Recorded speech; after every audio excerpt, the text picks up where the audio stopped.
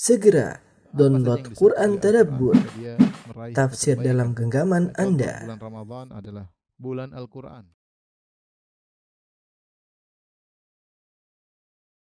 Bismillahirrahmanirrahim. Assalamualaikum warahmatullahi wabarakatuh. Alhamdulillahi ala ihsanih wa syukru lahu ala taufiqihi wa amtinanih wa asyhadu an la ilaha illallah wahdahu la syarika lahu ta'ziman li sya'nih wa asyhadu anna Muhammadan abduhu wa rasuluhu da'ila ridwanih. Allahumma salli alaihi wa ala alihi wa ashabihi wa ikhwanih. Para rekan-rekan ya, Bapak dan Ibu-ibu, wali-wali murid, para guru sekalian yang dirahmati oleh Allah Subhanahu wa taala. Pada kesempatan pagi hari ini kita membahas topik yang sangat penting yang mungkin banyak di antara kita yang mengalaminya, yaitu ketika anak-anak tidak sesuai dengan harapan kita ya. Apalagi kita orang tua, anak-anak adalah buah hati kita ya. Kemudian kita memberikan banyak harapan besar pada anak-anak ya. Kenyataannya anak kita mungkin di antara mereka ada yang sesuai dengan harapan, bahkan mungkin ada yang lebih daripada yang kita duga, tapi tidak jarang juga ternyata ada anak-anak yang tidak sesuai dengan harapan kita. Ini kenyataan yang ada ya. Saya sendiri punya anak 5 ya. Mereka berbeda-beda semua dalam prestasi, dalam sifat, dalam akhlak ya. Tentu ada pengalaman tersendiri bagi saya sebagai orang tua menghadapi model anak-anak yang berbeda-beda ya. Sebelumnya kita ingin ikatkan kepada orang tua sekalian bahwasanya tentunya anak yang baik adalah harapan kita semua ya. Makanya kita dapati dalam Al-Qur'an betapa banyak doa-doa meminta agar anak-anak menjadi anak yang soleh. Rabbi habli minas shalihin, ya Rabbku anugerahkanlah aku dari anak-anak yang soleh ya. Demikian juga doa para anbiya, bagaimana Nabi Ibrahim alaihissalam berdoa, Rabbi ja'alni muqimas salati wa min dzurriyyati, ya Rabbku jadikanlah aku penegak salat dan juga anak-anakku ya. Kemudian juga Nabi Ibrahim berdoa, wa junubni wa baniya an na'budal asnam, kata Nabi Ibrahim, ya Allah jauhkanlah aku dan anak-anakku dari penyembahan terhadap berhala itu, jauhkanlah kami dari kesyirikan. Ibrahim alaihissalam benar-benar banyak mendoakan anak-anaknya ya. Oleh karena yang punya anak yang soleh adalah impian, bukan cuma impian kita, bahkan impian para nabi ya. Oleh karenanya Nabi Zakaria juga berdoa ya, fahabli min ladunka waliya yarithuni wa yarithu min ali Yaqub waj'alhu rabbi radhiya ya. Dia berdoa, ya Allah anugerahkanlah kepadaku anak yang akan mengurusi urusanku setelah mengurusi Bani Israel. Kemudian waj'alhu rabbi radhiya, jadikanlah dia diridhai oleh Engkau ya Allah. Jadi anak-anak adalah buah hati dan kebahagiaan. Barang siapa yang memiliki anak yang soleh sesuai dengan harapan, maka boleh saya katakan itu adalah surga yang disegerakan ya. Surga yang disegerakan. Betapa bahagia kalau kita lihat anak-anak kemudian mereka nurut, kemudian mereka senang baca Quran, kemudian mereka tidak bikin permasalahan ya.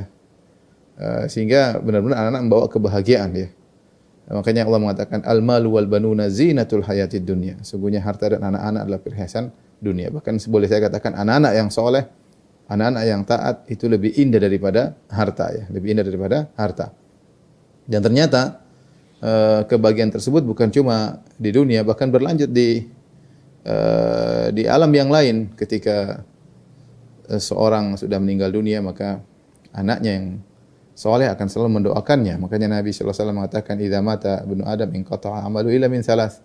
Jika seorang anak Adam meninggal, terputus amalnya kecuali 3, di antaranya waladun soleh yad'u lahu, anak soleh yang mendoakannya. Bahkan di akhirat anak yang soleh bisa saja memberi syafaat kepada orang tuanya sehingga derajatnya naik. Allah Subhanahu wa taala berfirman, walladzina amanu wa taba'atum dzurriyyatuhum biimanin alhaqna bihim dzurriyyatahum wa ma alatnahum min amalihim min syai'. Orang-orang yang beriman kemudian diikuti oleh anak keturunan mereka, zuriyah mereka, alhaqna bihim dzurriyyatahum, maka kami akan menjadikan anak-anak mereka setara dengan mereka levelnya di surga. Kata para ulama, ini juga berlaku sebaliknya. Jika anak-anak ternyata lebih tinggi levelnya di surga, orang tua bisa terangkat dengan keberkahan dari anak-anak tersebut. Ini semua yang kita dapat di dalam Al-Qur'an. Kemudian juga hadis-hadis perhatian untuk bagaimana anak-anak ya. Intinya syariat benar-benar memberi perhatian yang besar terhadap anak-anak. Namun tadi kita dapati bahwasanya terkadang anak-anak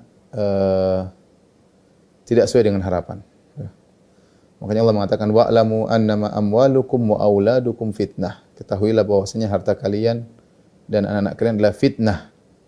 Anak ternyata kadang-kadang bikin masalah, ujian bagi kita. Allah namakan fitnah berarti ujian ya. Bahkan Allah mengatakan terkadang anak-anak membuat kita terjerumus dalam kesalahan. Ya. Ya ayyuhalladzina amanu inna min amwalikum aw min azwajikum wa auladikum aduwwan lakum fahdharuhum. Wahai ketahuilah bahwasanya di antara istri kalian, anak kalian ada yang menjadi musuh bagi kalian, maka waspadalah. Apa maksudnya jadi musuh, menjadi fitnah?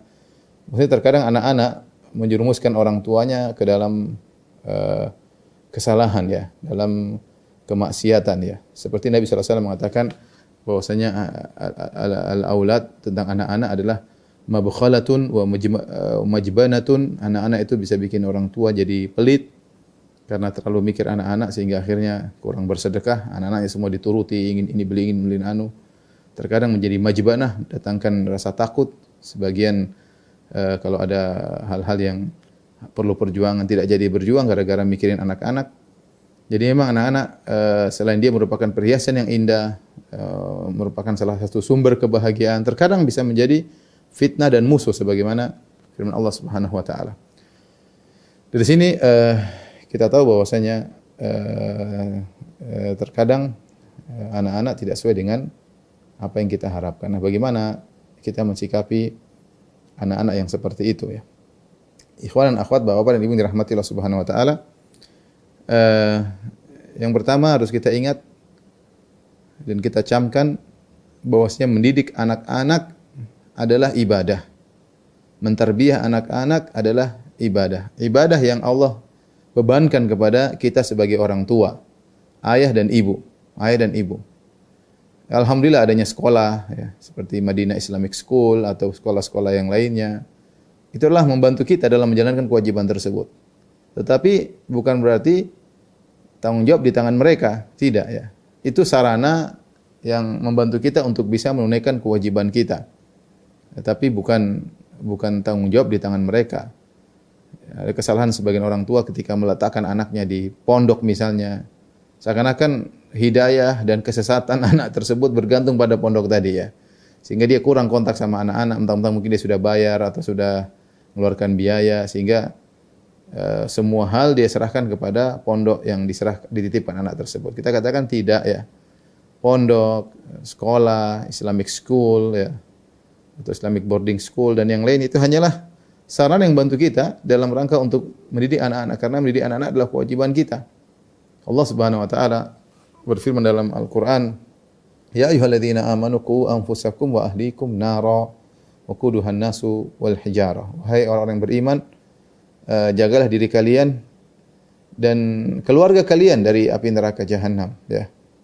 Yang bahan bakarnya adalah manusia dan batu ya. Allah menjelaskan tentang dahsyatnya api neraka. Sampai-sampai api neraka itu bahan bakarnya batu ya. Batu yang mengeluarkan api ya.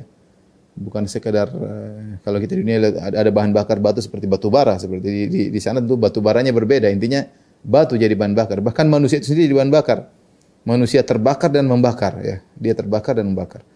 Mengerikan. Oleh karenanya Allah menyuruh kita untuk menjaga diri kita dan keluarga kita. Jadi dalam kehidupan kita tidak boleh egois, hanya mikirkan yang penting saya ibadah, mau anak-anak mau nakal, istri saya mau nakal, enggak urusan. Yang penting saya selamat. Salah. Allah mengatakan, "Ya ayyuhalladzina amanu qu anfusakum." Wahai orang beriman, jagalah diri kalian. Allah belum titik, masih koma. Ya ayyuhalladzina amanu qu anfusakum wa ahlikum nar. Wahai orang beriman, jagalah diri kalian dan keluarga kalian dari neraka jahanam. Kemudian juga Allah Subhanahu wa taala berfirman seperti firman Allah Subhanahu wa taala, wa'mur ahlaka bis salati wastabir 'alaiha la nas'aluka rizqan nahnu narzuquk wal aqibatu littaqwa. perintahkanlah keluargamu, ya, itu istri dan anakmu, untuk sholat dan bersabarlah dalam sholat tersebut. Sabar dalam sholat, sabar dalam menyuruh mereka untuk sholat. Ya, la nas'aluka rizqan, kami tidak minta rizki kepadamu. Nahnu narzukuk, justru kami yang berizki pada kalian. Maksudnya jangan sampai kalian sibuk cari rizki, ya, banyak bisnis, lupa untuk ngurusin anak-anak, lupa untuk ngobrol sama anak-anak, lupa untuk jalan-jalan sama anak-anak, lupa untuk mengecek kondisi mereka, ya, karena terlalu banyak kesibukan bisnis, ya. Di dalam rumah maupun di luar rumah sibuk melulu. Di rumah pun sibuk dengan HP. Ayah sibuk, ibu sibuk, anak-anak kadang-kadang terbengkalai. Jadi Allah mengatakan suruhlah anak-anak kalian untuk sholat, ya, perintahkanlah mereka untuk sholat dan bersabar. Ini perintah, berarti wajib bagi kita untuk mendidik anak-anak, ya, wajib. Makanya Nabi sallallahu alaihi wasallam mengatakan muru auladakum bis sholati wa hum sab'u sinin. Perintahkanlah anak kalian untuk sholat dan ketika mereka berusia 7 tahun. Wadribuhum wa hum asyru sinin, dan pukullah mereka kalau mereka tidak mau sholat jika mereka sudah berusia 10 tahun. 7 tahun disuruh sholat, mulai diajarin. Kalau tidak mau, maka sampai 10 tahun tidak mau sholat, maka dipukul. Boleh dipukul, pukul tentunya pukul mendidik, ya. Jadi perhatikan bahwasanya ini harus kita renungkan sebagai orang tua. Mendidik anak-anak adalah kewajiban. Kewajiban kita, bukan kewajiban orang lain. Kita nomor satu yang akan ditanya oleh Allah Subhanahu wa taala. Bapak maupun ibu-ibu. Ibu-ibu juga tanggung jawabnya besar, terutama bapak kalau kerja di luar, ya, habis waktu mereka di luar. Ibu-ibu yang di rumah ini punya tanggung jawab yang besar mendidik anak-anak, apalagi anak-anak sangat dekat dengan ibunya. Apa kegiatan ibunya, apa yang dilihat oleh ibunya menjadi pelajaran bagi mereka. Jadi pelajaran bagi mereka. Kewajiban itu semakin besar lagi di zaman sekarang yang bisa membuat anak kita tidak sesuai dengan harapan kita ketika kita hidup di zaman sekarang yang tidak seperti zaman dahulu. Kalau zaman dahulu kita dengar sebagian orang tua marah-marah sama anaknya, ada yang mukul pakai rotan, ada yang mukul pakai ekor ikan pari, bahkan sebagian rumah ekor ikan parinya digantung di depan, kalau anaknya nakal tinggal diajar.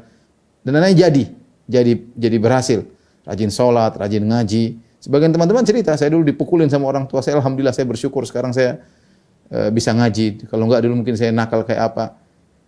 Itu zaman dulu. Kita zaman sekarang beda. Zaman sekarang beda. Karena yang mau mentarbiyah anak-anak bukan cuma kita. Anak kita punya HP, punya gadget, teman-teman lingkungan yang juga nimbrung bersama kita dalam mendidik anak-anak. Kondisi semakin berat. Perlu jihad yang besar, perjuangan yang besar di zaman sekarang ini mendidik anak-anak. Dari mereka kecil, apalagi sudah mulai remaja, SMP, SMA semakin berat. Saya tidak tahu lagi di zaman ke depan. Sekarang aja sudah luar biasa beratnya. Ya. Sekarang kita lihat contoh di zaman musim pandemi sekarang. Anak saya ada yang SMA, ada yang SMP, ya, ada yang SD, ya. Karena 5 jadi berbagai strata, ya. Musim pandemi di rumah harus pegang HP. HP dia akan bikin grup dengan teman-temannya. Kita nggak mungkin ngecek teman-temannya semua, ya. Kemudian di grup itu ya macam-macam, mungkin share ini. Grup misalnya 100 orang, tidak semuanya baik. Grup 50 orang, tidak semuanya orang baik situ. Anak-anak ada yang iseng, ada yang usil, ada yang iseng, ada yang macam-macam. Jadi bukan cuma kita yang mentarbiyah. Kalau dulu orang tua kita mungkin kalau mukul kita sudah nggak ada masukan dari luar. Dia cuma diomelin kita, kemudian selesai. Sekarang enggak, ya. Dia bisa buka internet, dia bisa buka Google, dia bisa melihat macam-macam, dia bisa. Anak-anak banyak yang mentarbiyahnya, ya. Jadi gurunya bukan cuma kita doang, bukan cuma di pondok, bukan cuma di Islamic boarding school atau Islamic school. Guru dia ada YouTube juga gurunya, Facebook gurunya, Instagram juga gurunya, WA group juga gurunya. Ini buat kita harus lebih benar-benar memberi perhatian kepada mereka. Ya. Maka bisa jadi kalau kita modelnya kasar, keras, marah-marah saja bentak-bentak, kita cuekin, anak-anak tidak dekat sama kita. Tidak dekat sama kita, tidak sayang sama kita, tidak menghargai kita. Mungkin kalau orang tuanya meninggal, ya mudah-mudahan bapak abi masuk surga, ayah masuk surga, tapi nangis cuma sebentar, tidak terlalu dekat, ya. Ini kita tidak inginkan. Belum nanti kalau kita sudah tua. Anak-anak ternyata dendam sama kita dan yang lainnya. Maka saya bilang, zaman sekarang saya kurang setuju dengan mendidik dengan kekerasan. Zaman sudah berubah. Ya, maksudnya zamannya tidak berubah, manusianya berubah yang mengisi zaman tersebut. Teknologi sekarang sudah berubah ya.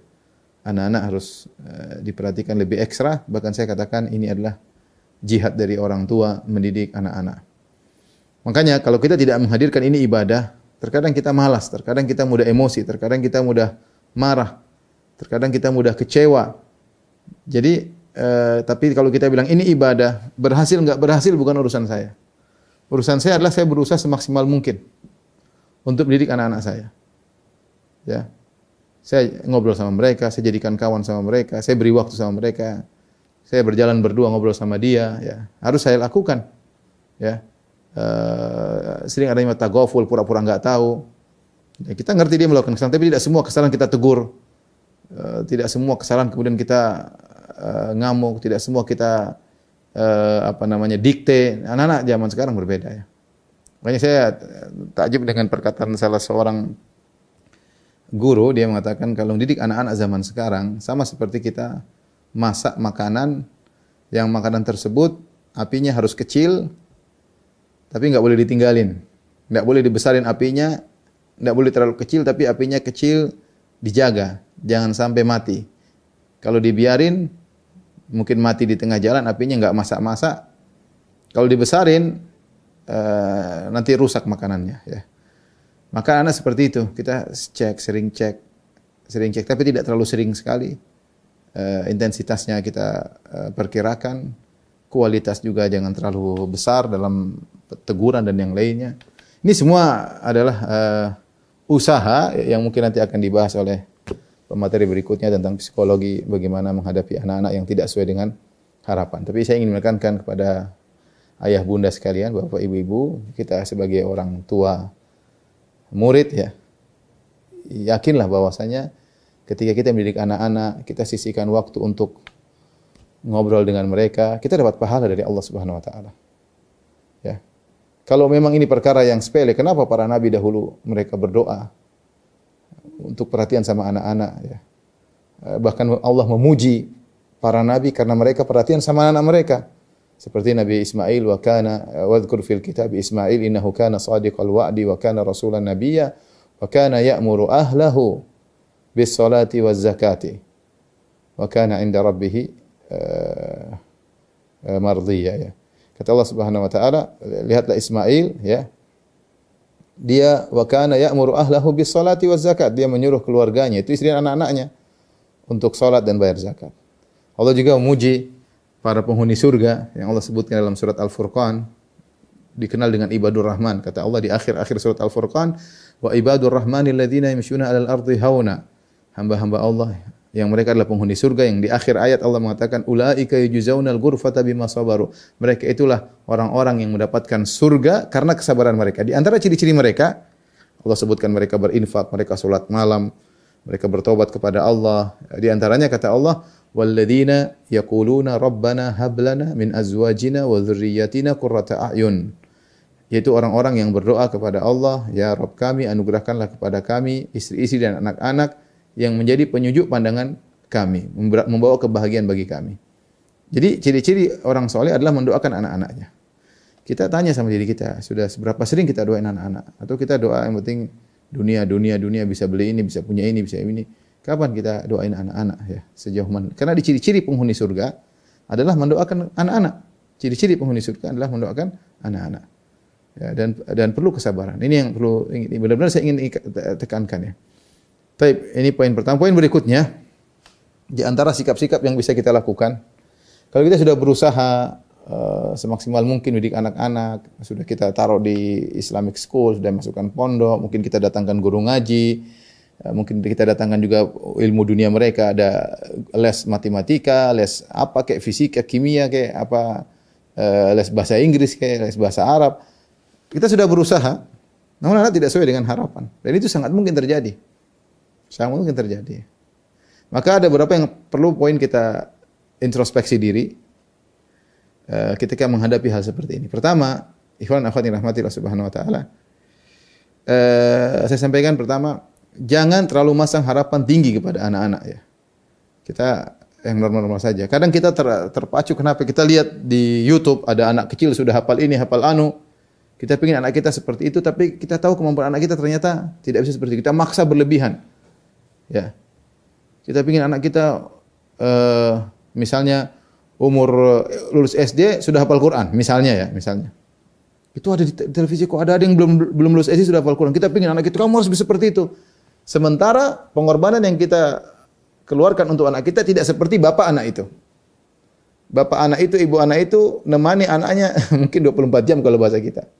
Ditemani di ini, kemudian kita nggak bisa, kita kerja, pagi keluar, sore udah baru pulang, kadang malam baru pulang, dari Jakarta terjebak dengan kemacetan, belum lagi sibuk dengan HP, nggak berhenti-berhenti, dunia berita ini, berita anu, kita ikut berita-berita tersebut. Kita terkadang berharap kepada sesuatu yang melebihi kemampuan sang anak. Bukan mungkin anaknya mampu, tapi kondisi tidak mendukung. Kondisi kita sebagai orang tua tidak punya waktu banyak untuk anak tersebut. Ya, makanya saya bilang seorang realistis, kalau bahasa kita kan realistis, lihat kenyataan. Maka kita boleh punya target buat anak-anak, tapi yang jangan terlalu muluk-muluk, jangan terlalu muluk-muluk ya. Jadi kalau ya mereka kita motivasi, tapi jangan terlalu muluk-muluk. Terkadang muluk-muluk itu selain kita lihat di YouTube, terkadang lihat dari temannya. Kita punya teman bawa anaknya ke rumah. Anak kita belum bisa apa, sementara anak teman kita, Masya Allah, sudah kesini, sudah kesana, sudah ngomong lancar, sudah mulai kita kecewa lihat anak kita. Kita kecewa lihat anak kita begini, anak kita begini. Ini kadang-kadang ini suatu hal yang kadang-kadang kita tidak boleh menyamakan setiap. Jangankan anak kita dengan anak orang, anak kita saja. Saya punya anak 5, saya tidak bisa samakan semuanya. Tidak boleh saya samakan karena mereka punya sifat-sifat masing-masing, punya kekurangan dan kelebihan. Itu pada hal yang berbeda-beda. Anak saya yang ini ada yang punya kelebihan dalam situ, tapi kekurangannya ada. Anak yang satu punya kekurangan, tapi punya kelebihan ada. Kita saja apa disebut dalam bahasa kalau psikologi dulu saya belajar bahasa al-furuq al-fardiyah, yaitu perbedaan masing-masing punya ciri khas tersendiri harus diperhatikan. Sehingga kita tidak bisa menyamakan satu dengan yang lain, apalagi kita bandingkan dengan anak-anak orang. Ini kadang-kadang ketika kita bandingkan anak orang membuat kita impiannya muluk-muluk, ternyata tidak sesuai dengan kemampuan sang anak. Sebenarnya mungkin anaknya mampu, tapi kondisi kita yang tidak bisa menemani dia untuk meraih apa yang kita cita-citakan.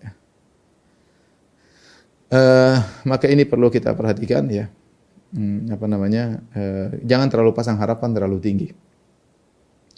Kita pasang yang masuk akal, yang mungkin bisa diwujudkan, yang realistis. Kalau dia melebihi, alhamdulillah. Kalau dia kurang sedikit, nggak ada masalah. Yang penting target kita yang realistis ya. Pengalaman kita banyak. Saya punya anak juga berbeda-beda ya. Dari ada yang SMA 1 orang, ada yang SMP 2 orang, ada yang SD 1 orang, ada yang 1 baru mau masuk SD. Jadi anak saya 5 ya. Macam-macam modelnya. Macam-macam modelnya. Masing-masing punya keanehan, masing-masing punya kelebihan, masing-masing punya kenakalan, masing-masing punya hal yang lucu di antara mereka ya masing-masing ya. Taib. Jadi maksud saya jangan sampai kita masang target terlalu tinggi. Saya bicara saya sebagai ustadz ya. Saya saja tidak bilang misalnya ya, anak saya alhamdulillah ada yang saya tidak bilang anak saya kamu harus hafal 30 juz dalam target sekian-sekian. Bapakmu ustadz, kamu jangan bikin malu. Enggak juga saya. Saya lihat kemampuan anak saya lihat kesiapan saya untuk menemani dia dalam meraih hal tersebut. Saya lihat kondisi, banyak hal ya. Apalagi saya berpindah-pindah dulu, saya sempat di Madinah, anak-anak sempat di Madinah lama, kemudian banyak hal. Jadi maksud saya jangan pasang target tinggi-tinggi. Ini pesan saya. Yang kedua, tadi mungkin cara kita mendidik perlu diperbaiki ya. Sehingga introspeksi diri, jangan merasa apa yang kita sampaikan yang terbaik. Mungkin ada yang lebih terbaik. Tidak mengapa kita sharing mungkin dengan psikolog atau dengan mungkin bisa dengan orang yang lain ya, teman-teman ya. Enggak apa-apa. Ada metode-metode yang terbaik. Kita berusaha, ini semua ibadah. Kita berusaha mencari metode, kita berusaha bertanya, kita berdoa kepada Allah, kemudian kita berusaha mendidik anak-anak. Itu semua adalah usaha dan semua bernilai pahala di sisi Allah Subhanahu wa taala ya. Kemudian Ikhwan dan akhwat yang dirahmati Allah Subhanahu wa taala, di antaranya kalau anak-anak tidak sesuai dengan harapan kita ya. Kita lihat ya. Kekurangannya di sisi mana? Sisi dunia atau sisi akhirat ya.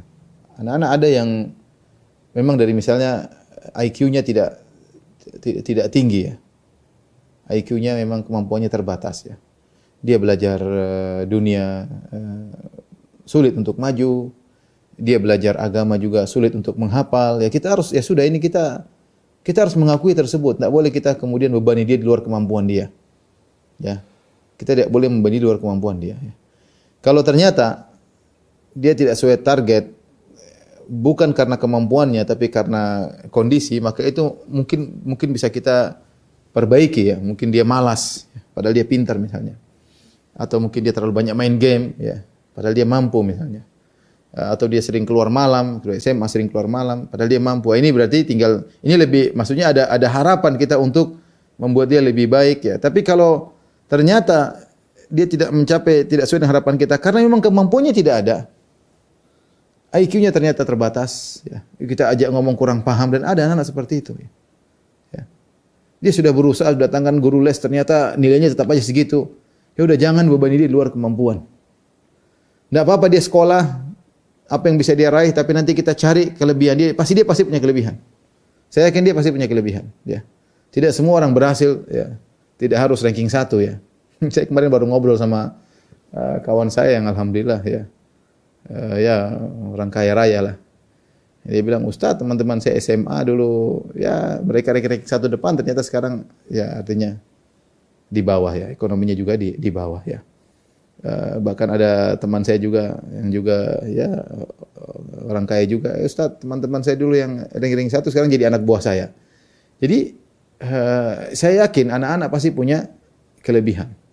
Meskipun dari prestasi mungkin sekolah akademis mungkin kurang ya. Kalau dia malas ya itu perlu kita perbaiki, kita kasih motivasi, kita kasih hadiah, berarti memang sebenarnya IQ-nya tinggi, dia mampu ya. Untuk meraih cuma dia malas. Ini masih mungkin kita perbaiki. Tapi kalau memang asalnya dia nggak mampu, otaknya mohon maaf bebal, sulit dikasih tahu ya, dia nggak paham ya sudah. Kita jangan memaksa lebih daripada apa yang dia mampu. Ya, silakan dia sekolah ya, semampu dia. Jangan beban di luar kemampuan. Ya kita kalau jadi dia pun kita susah. Ya. Jangan juga kita bilang dulu waktu masih kecil ayah begini kamu kok nggak bisa ya jangan kita nggak bisa samakan anak kita dengan kita nggak bisa ya nggak bisa ya jadi kalau ternyata tidak berhasil mencapai target karena kemampuan dia yang kurang ya sudah berarti kita harus mensikapi dia dengan menurunkan level kita jangan terlalu tinggi dan kita bersikap bijak dalam menghadapi anak kita. Makanya kita dapati sebagian anak ya, ternyata mungkin dari sisi perkara dunia mungkin dia kurang, tapi ternyata anaknya soleh, anaknya rajin ibadah. Sudah kita motivasi di situ. Ya. Sama seperti ada seorang kita pilih anak kita hafidz Quran, kita masukkan ke pondok, dia nggak hafal nggak bisa. Ya sudah jangan dipaksa. Kita arahkan kepada yang potensi dia yang mungkin dia bisa lakukan, mungkin jadi pedagang kayak jadi apa, tapi yang penting pedagang yang soleh. Ya, yang penting jadi pedagang yang soleh. Yang penting anak kita, ya saya bilang yang penting anak kita itu soleh, ibu-ibu, bapak yang rahmati Allah Subhanahu Wa Taala. Yang penting dia nurut, kemampuan dia, prestasi akademisi dia, ya terkadang tidak tinggi, tidak ada masalah. Yang penting dia baik. Ini sekarang zaman banyak kerusakan, anak-anak nakal. Kita jalan di Jakarta, anak-anak, aduh kasihan anak muda ya. Tak waktu nggak ada kerjaan, malam-malam begadang, kasihan saya lihat ya. Ya masih nggak ada yang ke masjid, nggak ada yang ke anu. Ya sudah anak kita yang penting dia baik, dia nurut. Ya kalau nakalnya masih wajar, biarin aja. Ya kita juga dulu seperti itu, maksud saya ya. Jadi jangan membuat dia melebihi kapasitas kemampuannya. Kalau dia nggak mampu jangan dipaksa. Sering kalau kita melihat anak kita mungkin yang memiliki kekurangan dan itu terus terang menyedihkan kita ya. Misalnya anak kita lagi main sama anak orang. Anak orang ternyata pintar banget, anak kita lambat. Terkadang ada sesuatu di hati kita, tapi kita hibur diri kita. Ini ujian ya. Anak kita seperti ini ya. Saya punya teman-teman yang memiliki anak-anak, mohon maaf yang autis ya. Ya kalau dibandingkan dengan sebagian kawan yang punya anak mungkin lambat, yang mungkin ada saya kemarin dapat rapot ada anak kawan saya, lihat rapotnya, masya Allah, merahnya banyak banget ya. Dia bukan dia ya mungkin agak nakal dikit, tapi memang kemampuannya nggak ada. Tapi tadi dari sisi kalau lihat ada anak autis, kita jadi bersyukur kepada Allah. Maka kita lihat ke bawah, kalau lihat musibah, masih ada yang kena musibah lebih besar. Ya. Anak yang nggak bisa bergerak, ada yang autis aktif, nakal dan macam-macam ya. Saya punya kawan ada yang dua orang, dua-duanya masing-masing punya anak autis 2 ya. Tapi dia begitu sayang kepada anak-anaknya. Dia rawat anak-anaknya. Kalau ketemu dia peluk, kemudian dia benar-benar dia sayang sampai anak itu mulai membesar, besar ya. Tapi benar-benar dia bagaimana bisa sayang? Mungkin saya bilang kalau saya yang dikasih ujian seperti itu mungkin belum tentu saya kuat ya. Jadi apa yang kita dapati anak-anak sekarang ya? Mungkin punya kekurangan dari sisi IQ dan yang lainnya, ya sudahlah kita bilang ini ujian hidup ya. Ujian hidup. Kemudian juga kita bisa menghibur diri kita kalau anak-anak kita ternyata tidak sesuai dengan harapan dengan melihat kisah yang Allah bawakan dalam Al-Qur'an. Kisah tersebut adalah musibah yang menimpa 2 orang nabi ya. Yang pertama adalah Nabi Nuh alaihissalam. Bayangkan Nabi Nuh alaihissalam berdakwah selama 950 tahun. Ternyata istrinya kafir dan ada salah seorang anaknya yang disebut dengan Yam juga meninggal dalam kondisi kafir. Padahal Nabi Nuh mendakwahi anaknya tersebut ratusan tahun. Ratusan tahun. Dan Nuh alaihissalam bersedih, tapi itu ujian hidup. Sampai-sampai di akhir hayatnya Nuh masih memanggil anaknya ya. Ketika ombak sudah besar, kemudian banjir di mana-mana, banjir disertai dengan ombak. Ya, wa hiya tajri bihim fi maujin kal jibal, kata Allah kapal yang dinaiki oleh Nabi Nuh itu ya berlabuh di air yang memiliki ombak seperti gunung, ya ombak sangat besar. Ya, tiba-tiba Nuh melihat anaknya. Wa nada Nuhun ibnahu wa kana fi ma'zilin. Tiba-tiba lihat anaknya lagi sendirian, tidak lagi sama teman-temannya. Sama teman-temannya kafir mungkin semakin sulit untuk didakwahi. Kebetulan lagi sendirian. Kesempatan bagi Nuh alaihissalam untuk mendakwahi anaknya. Ya bunayyarkam ma'ana, wahai putraku, naiklah bersamaku. Wala takum ma'al kafirin, jangan ikut orang kafir. Saya menakjubkan lihat Nabi Nuh dalam kondisi seperti ini. Ini anak sudah dia dakwahi ratusan tahun. Dan bagaimana sifat bapaknya yang sangat sayang kepada anaknya. Dia tidak mengatakan, anak nakal, brengsek lu. Tidak. Abi kan udah bilang, ayah kan udah bilang, kau makanya jangan bebal kepalamu, ini sebentar lagi mampus kamu. Enggak. Dia baik, Nabi Nuh panggil dengan penuh kasih sayang. Ya bunaya, dia tidak mengatakan ya ibni, wahai putraku. Tapi kalau bunaya itu lebih apa ya? Wahai ananda kalau bahasa kita lah. Wahai ananda. Bahasa yang sangat lembut dari seorang ayah kepada anak. Ya bunaya, wahai ananda, rekam ma'ana, naik dulu ke kapal. Seakan-akan Nuh mengatakan, kamu naik dulu lah, nanti kita diskusi belakangan. Wala takum ma'al kafirin, tidak usah ikut-ikut orang kafir. Di dalam kondisi demikian, dengan lembutnya Nabi Nuh alaihissalam, dengan penuh kesabaran, ternyata anaknya kurang ajar. Dia mengatakan, qala sa'awi ila jabalin ya'simuni minal ma'. Aku akan mencapai puncak gunung yang aku selamat dari air ini. Qala la asimal yawma min amrillah illa man rahim. Tidak ada yang bisa selamat wahai Nuh. Naik dulu.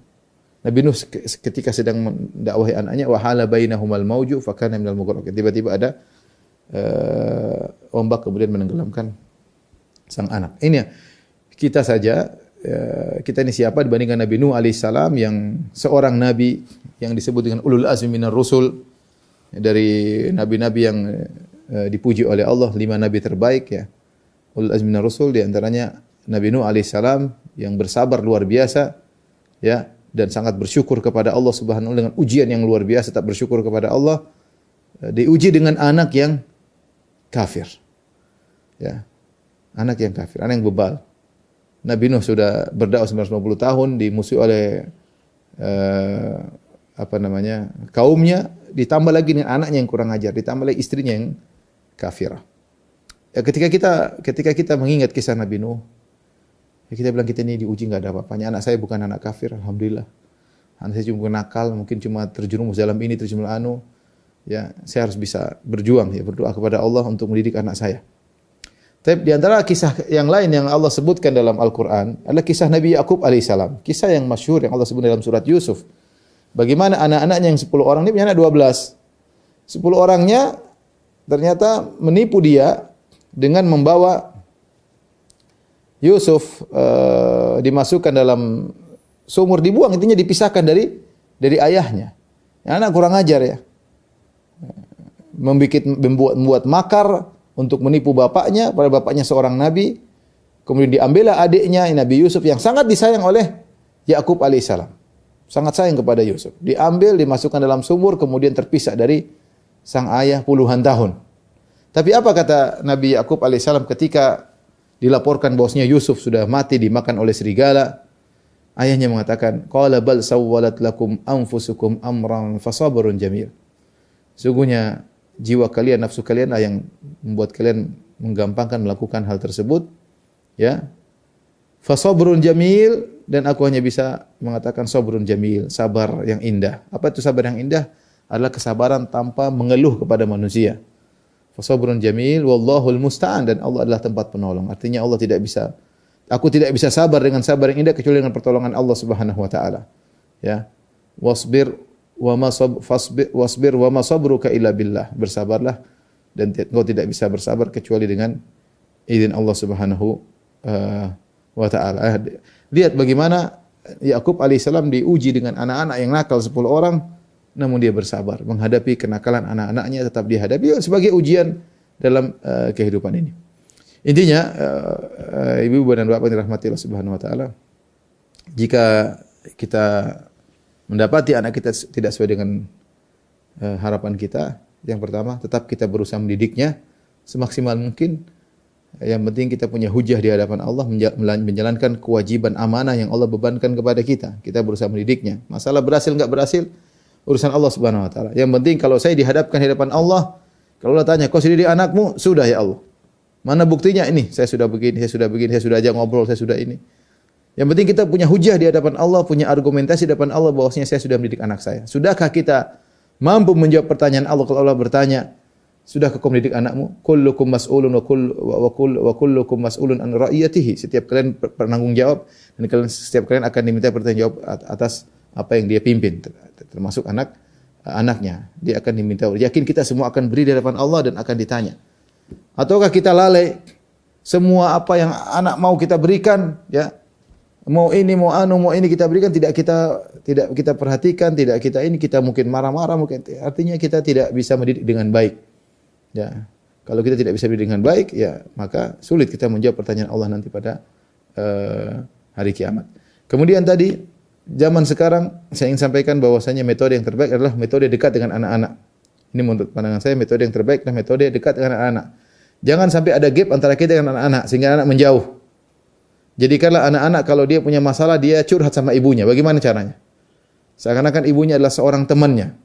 Kapan anak-anak merasa jauh dari ayahnya, wah dia merasa jauh dari ibunya, sudah dia semakin akan ubal. Kalau zaman dulu dimarah-marahin, sudah dia cuma di kamar. Sekarang enggak, kalau kita marahin anak kita, dia punya teman di grup, dia punya teman di internet, bahkan punya teman di luar negeri. Dan banyak sekali jaringannya ya. Makanya hati-hati. Ya, hati-hati ya. Orang bisa pacaran lewat internet sekarang, orang bisa main game dengan teman-temannya dunia ya. Macam-macam. Oleh karenanya kedekatan itu perlu. Ngobrol sekali-sekali sama anak-anak, ngobrol. Jalan ke masjid bareng-bareng kalau anaknya laki-laki.